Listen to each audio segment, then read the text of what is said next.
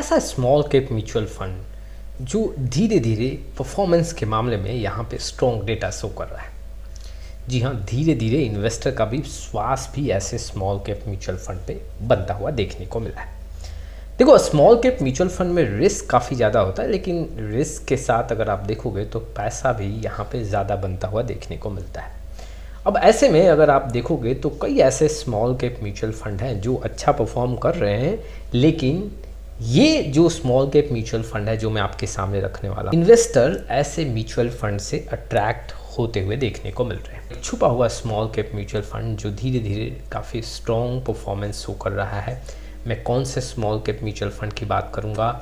जी हाँ, मैं Invesco India small cap mutual fund की बात कर रहा हूँ। आज मैं पूरा डेटा रखूँगा, रिटर्न का यहाँ पे डेटा रखूँगा, लमसम रिटर्न, यहाँ पे SIP का रिटर्न रखूँगा। जानेंगे कि इन्वेस्टर को यहाँ पे ऐसे म्यूचुअल फंड के साथ जाना चाहिए, नहीं जाना चाहिए, क्या रिस्क है यहाँ पे, और ऐसे म्यूचुअल फंड के अपने पोर्टफोलियो में कितना हिस्सेदारी देना चाहिए। चलिए शुरुआत करते हैं।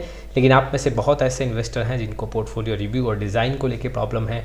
डिस्क्रिप्शन बॉक्स में आए, डिटेल चेक करें और व्हाट्सअप नंबर के थ्रू यहाँ पे हमारे साथ जुड़ सकते हैं। सबसे पहले हम बेसिक डिटेल से शुरुआत करते हैं। स्मॉल कैप म्यूचुअल फंड का आंकड़ा देखें तो करीबन 6,800 करोड़ का भी टोटल AUM देखने को मिल रहा है, और बहुत बड़ा AUM नहीं है, लेकिन हम कह सकते हैं काफ़ी छोटा AUM भी नहीं है। एक्सपेंस रेशियो की बात करूँ तो 0.44% है।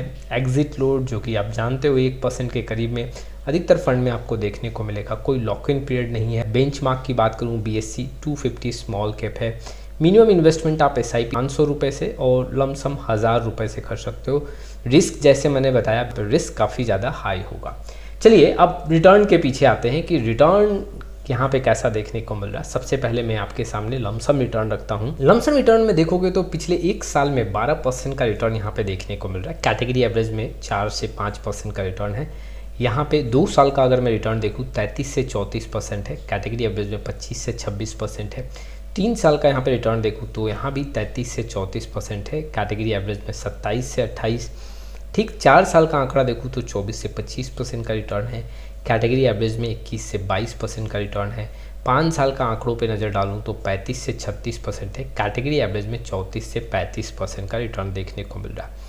तो 1 साल, 2 साल, 3 साल, 4 साल में इस म्यूचुअल फंड ने अपने कैटेगरी एवरेज को तो पछाड़ा ही है, ऊपर से अगर आप देखोगे तो डिफरेंस काफ़ी बनता हुआ देखने को मिल रहा है। जैसे देखो, जहाँ 1 साल में कैटेगरी एवरेज में 4 से 5% है, वहाँ पे दुगुना इस फंड ने पैसा बना के दिया कैटेगरी एवरेज से। ठीक 2 साल में अगर आप देखोगे, जहाँ पे कैटेगरी एवरेज में 25 से 26% का रिटर्न है, वहाँ पे इस फंड ने 6 से 7% ज़्यादा रिटर्न बना के दिया।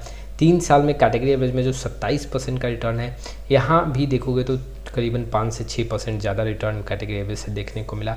और 4 साल के अंतराल में भी करीबन अगर आप नोटिस करोगे तो 3 से 4% यहाँ पे कैटेगरी एवरेज से ज़्यादा पैसा बना के दिया। शॉर्ट ड्यूरेशन का आंकड़ा देखें तो शॉर्ट ड्यूरेशन में भी यहाँ पे देखो एक 6 महीने का आंकड़ा देखोगे, गिरावट हुआ स्मॉल कैप में, लेकिन कैटेगरी एवरेज से यहाँ पे गिरावट कम हुआ। 3 मंथ, 1 मंथ में इस म्यूचुअल फंड ने कैटेगरी एवरेज को पछाड़ा है। चलिए अब SIP रिटर्न की बात करते हैं। SIP रिटर्न का आंकड़ा आप देख सकते हो, पिछले 1 साल में करीबन 15 से 16% का यहाँ पे एनुअलाइज रिटर्न है। 2 साल की बात करूँ तो यहाँ पे 25% से लेके 26%। 3 साल का आंकड़ा देखोगे 30 से 31% का रिटर्न देखने को मिल रहा है। 5 साल का आंकड़ा देखें तो करीबन 30% का यहाँ पे एनुअलाइज रिटर्न है। और अगर आप नोटिस करोगे तो ये 12,000 के इन्वेस्टमेंट के साथ, जी हाँ, 1 साल में जो आप 1,000 का SIP करते तो 12,000 का इन्वेस्टमेंट होता है, उसका वैल्यू 13,000 देखने को मिलता है।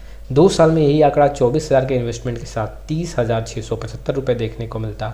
3 साल में वही 36,000 के इन्वेस्टमेंट के साथ करीबन 55,595 वैल्यू देखने को मिलता। 5 साल में वही 60,000 इन्वेस्टमेंट के साथ करीबन 1,25,000 वैल्यू देखने को मिलता।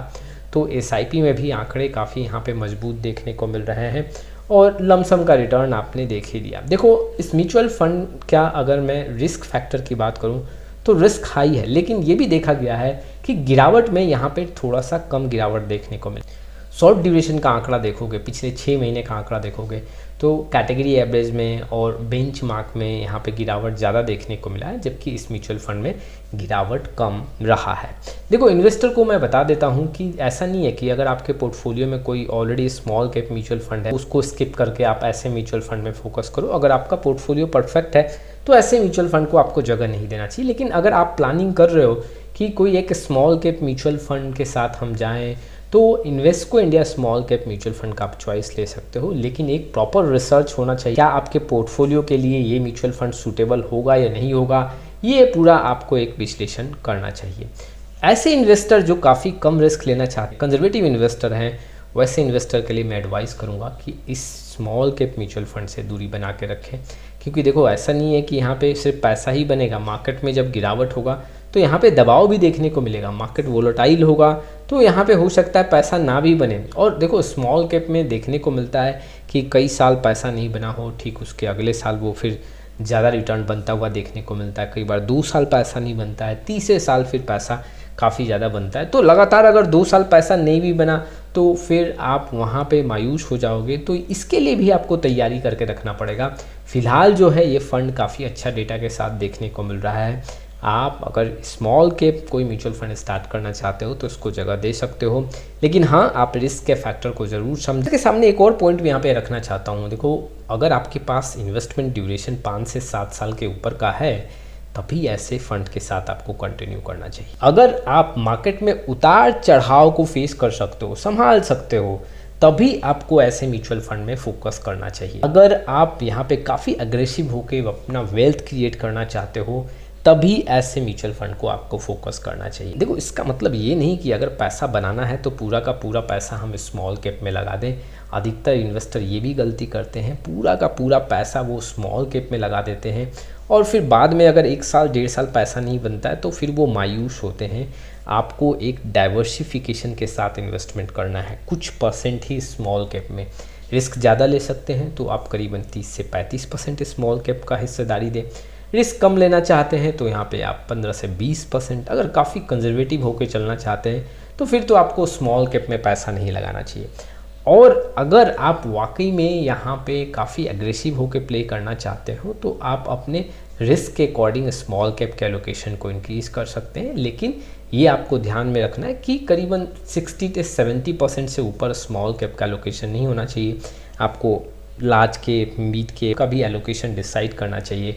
क्योंकि देखो कई बार होता क्या है, आपके पोर्टफोलियो में कभी कोई मार्केट कैप पैसा बना के देगा, कभी कोई मार्केट कैप पैसा बना के देगा।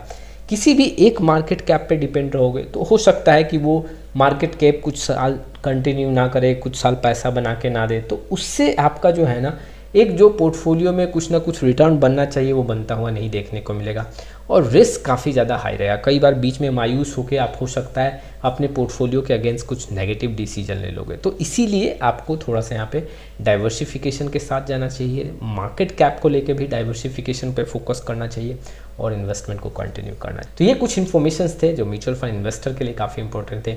आपका क्या राय है इस वीडियो को लेकर कमेंट बॉक्स में जरूर आए। फिर मिलेंगे एक नए वीडियो के साथ, तब तक के लिए जय हिंद जय भारत।